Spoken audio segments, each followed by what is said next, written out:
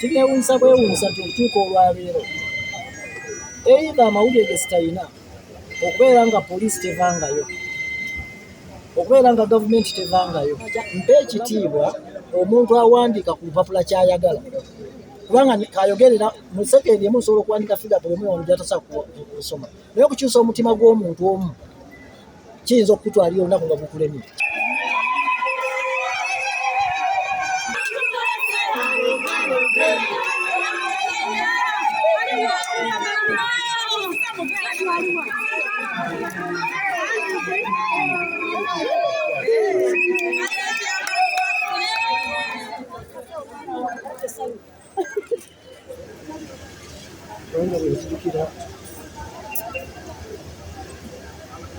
Emigo gye bankuba okusooka ng'ejja lwa poliisi nagigidde omuntu naye abantu balabye munda ne bankwekota ekkamu ne bankuba nnyo.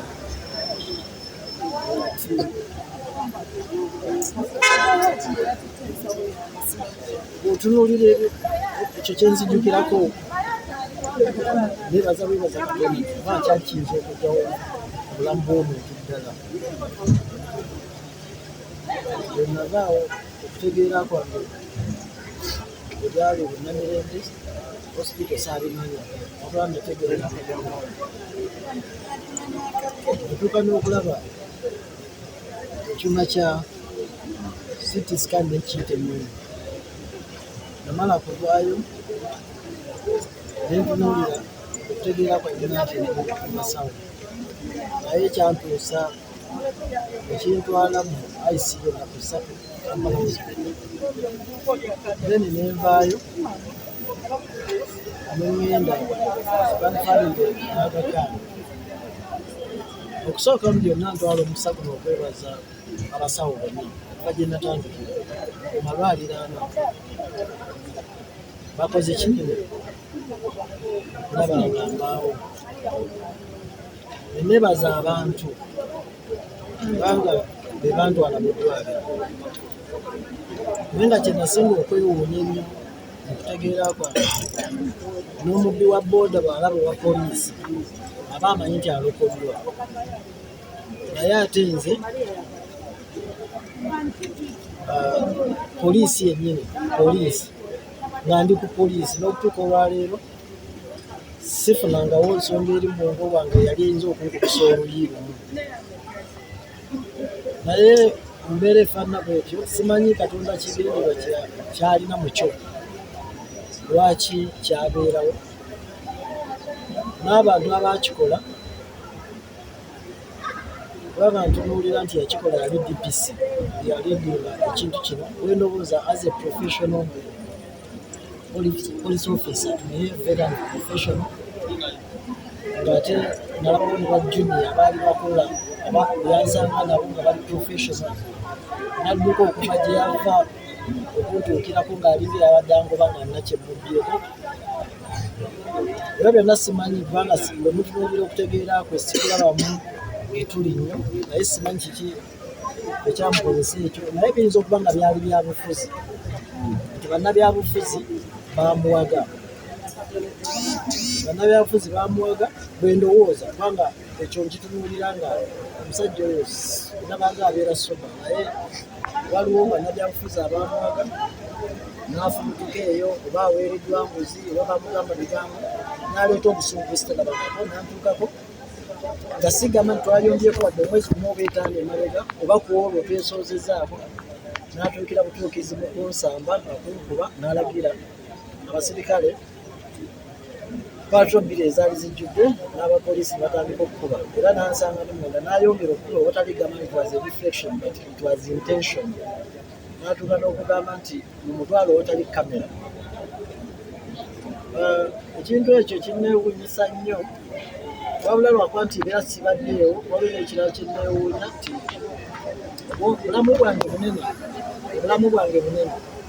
okuva mu buto bwange nga n'emyaka 16 mbadde muwulize, ate era mbadde nkola nnyo nga ndi loyo eri gavumenti. Ate bwe kituuka ku poliisi mbadde loyo nnyo ku poliisi, okuviira ddala ku mulembe gwa eyali IGP emabega wa Katumba Jeno Katumba Wamala okujja Katumba Wamala okujja Jeno Kayumba okujja Mukulu Ochola n'okutuuka ono aliwo bonna mbadde nzija nkolagana nabo nga sisuubirangayo IGP gwe nali ndabyeko nga asobola okungezaamu oluyimba naye mu mukwano gwe mbadde nnina ne gavumenti era gwe ndowooza nti omutima gwange gwekyalina ne gwe nnina ne poliisi mu Bwasseruganda bwe nnina ne poliisi bingi nnyo bye nkoze nga poliisi eraga nti enjagala bingi bye nziguddewo okugulawo ebizimbe buli mulaba ebyazimbibwa enaggulu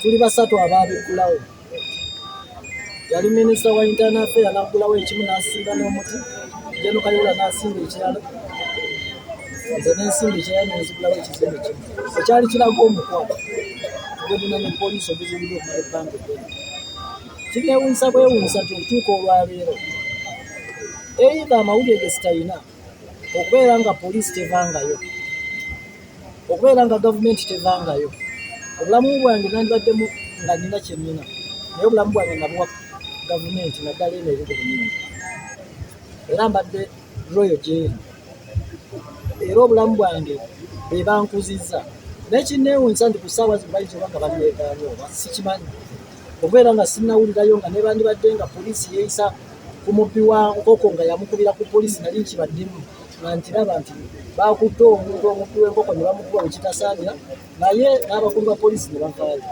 naye nze ali wano ne bandeze naye nembeera namukulembeze w'abantu mbadde ssentebe wa disi ya Mukono mbadde ntwala local government za Buganda mbadde vice president wa Uganda local government mbadde ne trust mu magye okubeera nga banfuula okubeera nga nze aliwo okubeera nga mu nteekateeka z'okuzimbira ekibuga ekijja kibakwasa amagye ne bantrustinga naye simanyi oba nina kye nabanyiiza simanyi oba nina kye nabakola okubeera nga nayisibwa nga bwe nayisibwa nabeera nga siwulirangayo kigambibwa ekivuddeyo wabula ate nempulira buwuliza eŋŋambo ng'abamu baagala kukozesa n'abakulu mu poliisi bagende abo abaali emabega bendowooza okunkuba nga era bakwata abantu abo bagende batandike okwegulirira ate mu poliisi against me nempulira nga gye mbadde mu bulwadde bagamba nti bagezaako n'okufoojinga nti nze yagenda ku poliisi okubba emmundu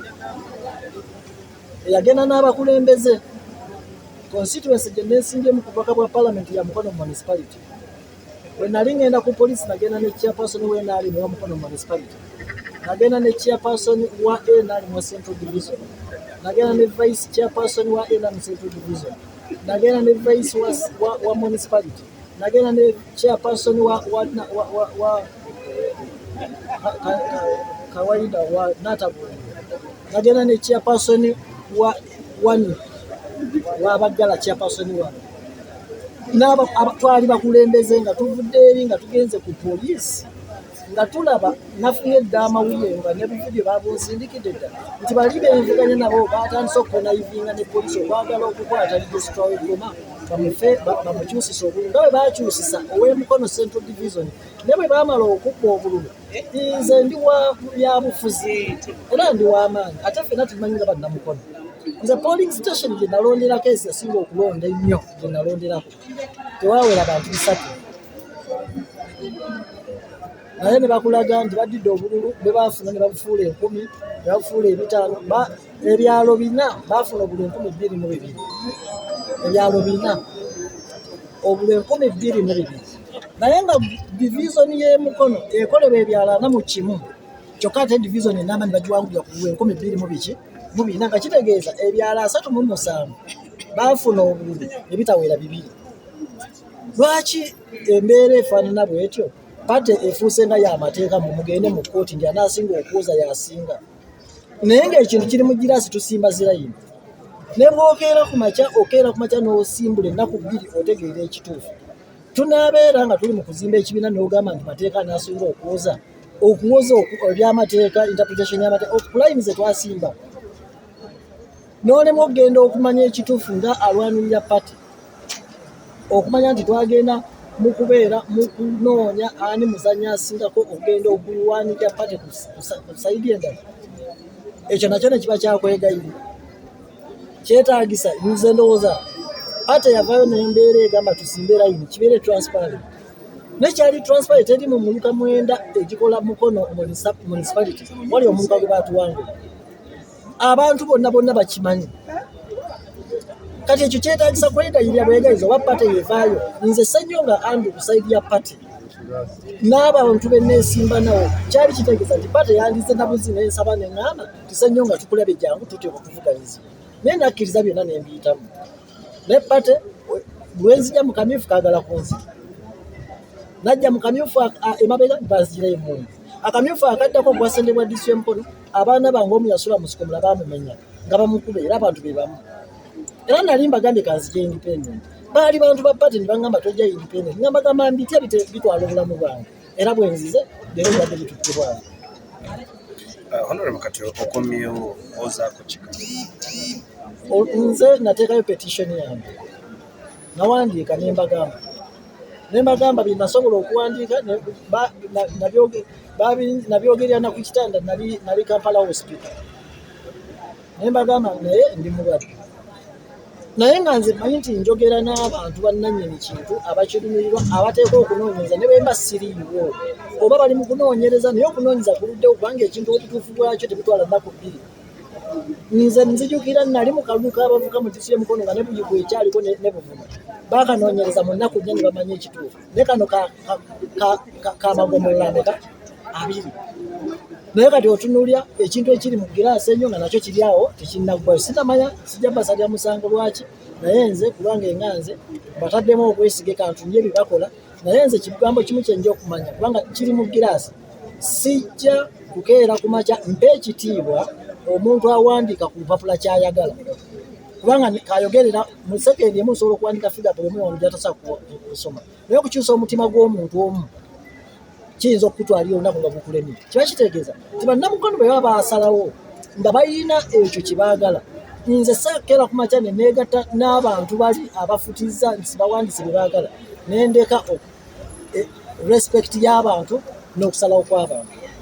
Nze nga Ssenyonga wendi okutunuulira okusalawo kw'abantu obwesiga obwampeebwa okuddawo nga abannonda be bagambye nti tukola ki biveemu. Naye abannonda bwe banga banteekamu essuubi nti nsobola okubeera nga Ssenyonga nze nsobola bataddemu obwesige okubeera nga mbaliidinga mu kyo.